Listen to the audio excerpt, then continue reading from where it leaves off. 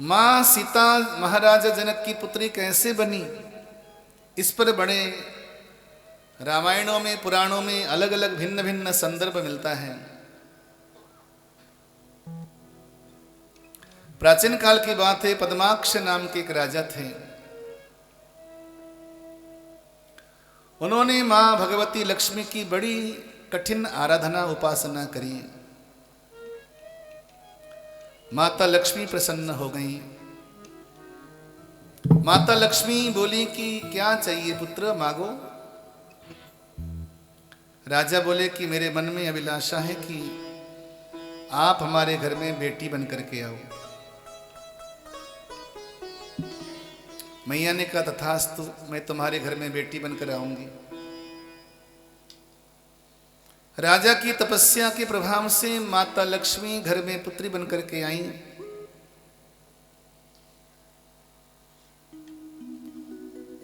बहुत सुंदर स्वरूप है मां का। मां का नाम रखा गया पद्मावती, पद्माक्ष की पुत्री पद्मावती। जैसे पिता तपस्वी वैसे पुत्री भी तपस्विनी। अल्पकाल में पिता का देहांत हो गया, भगवान को प्रिय हो गए। जिस वनस्थली में बैठ के पिताजी तप करते थे, उसी आसन में उसी वनस्थली में बेटी भी बैठकर तप कर रही है, कठिन तपस्या कर रही है। पद्मावती के तपस्या के प्रभाव से सारी वन्यस्थली जगमग जगमग जगमग हो गई। चारों ओर प्रकाश ही प्रकाश फैल गया। उन्हीं दिनों की बात है, आकाश मार्ग से रावण, राक्षस राज रावण पुष्पक विमान में बैठ करके जा रहा था। पुष्पक में बैठकर जाते भय रावण को रात्रि के समय में वन्यस्थली में दिव्य प्रकाश नजर आया। अरे दिव्य प्रकाश किसका है? अपने विमान को नीचे उतारा, रावण नीचे आया, देखा वन्यस्थली के बीच में बड़ी सुंदर एक कन्या तप कर रही है। रावण ने जाकर के पूछा, देवी तुम कौन हो? बोली मेरा नाम पद्मावती है, मेरा दूसरा नाम वेदवती भी है, और मैं भगवान नारायण को प्राप्त करने के लिए तप कर रही हूं। जब रावण ने यह सुना तो रावण बोला, तुम बड़ी सुंदर हो, मैं लंका का राजा रावण हूं, मैं तुम्हारे सामने प्रस्ताव रखता हूं, तुम मेरे से ब्याह कर लो। रावण बोला, किससे? पद्मावती से, वेदवती से। वेदवती बोली कि मैंने मन वचन कर्म से भगवान नारायण को पाने के लिए तप किया है, इसलिए रावण आए हो तुम जलपान कर लो, फल खा लो, कंद मूल स्वीकार कर लो, यहां से चले जाओ।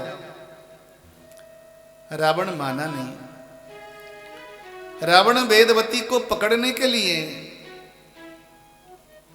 वेदवती के केशों को पकड़ने के लिए अपना हाथ आगे बढ़ाता है। जैसे हाथ आगे बढ़ाया रावण ने, उसी समय वेदवती यानी कि पद्मावती वह कन्या बगल में बड़ा सा यज्ञ कुंड बना था, यज्ञ कुंड में समा गई।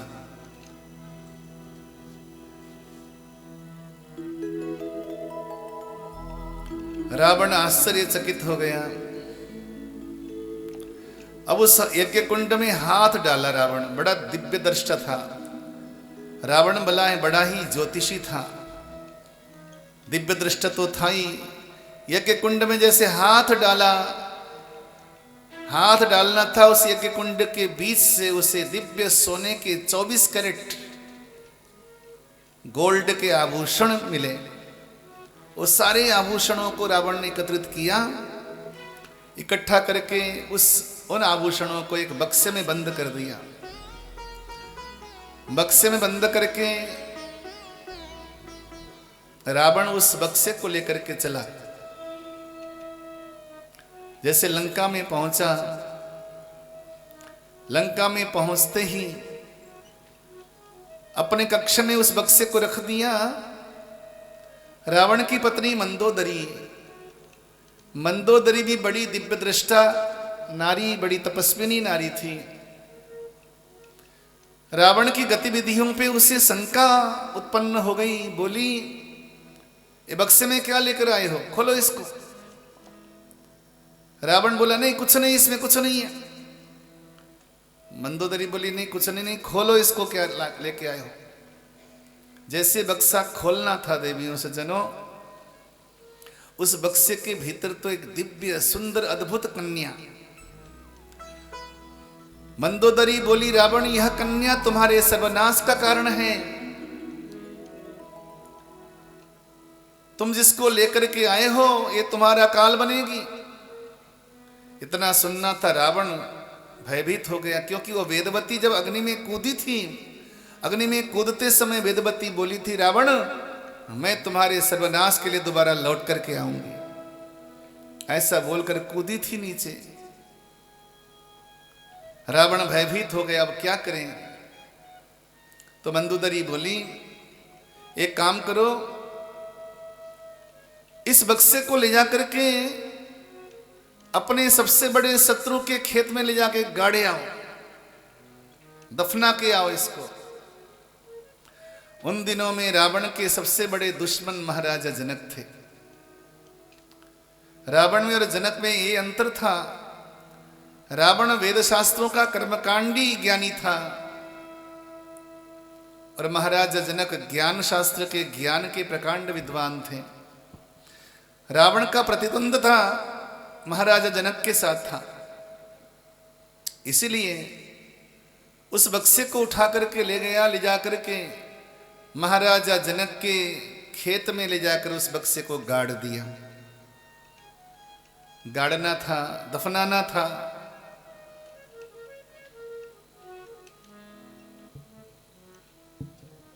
उसी दिन से जनकपुर धाम में वर्षा बंद हो गई, बारिश बंद हो गई। अब बारिश नहीं हो रही जनकपुर धाम में। नगर में सूखा पड़ गया। मंत्रिमंडल को बुलाया, ज्ञानी विद्वानों को बुलाया, पूछा कि वर्षा कैसे होगी। पंचांग खोला तो विद्वानों ने, ज्ञानी जनों ने कहा कि राजन, यदि आप वर्षा चाहते हो तो अपनी पत्नी के साथ मिलकर के सोने के हल से अपने खेत की जुताई करो।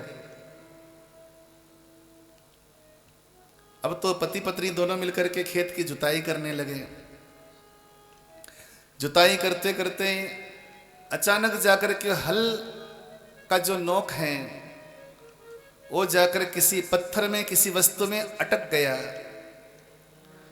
शास्त्रों में जो हल के आगे का हिस्सा है उसे सीत कहा जाता है। हल के आगे का जो हिस्सा उसे सीत कहा जाता है। वो सीत जाकर के अटक गई। अटकना था,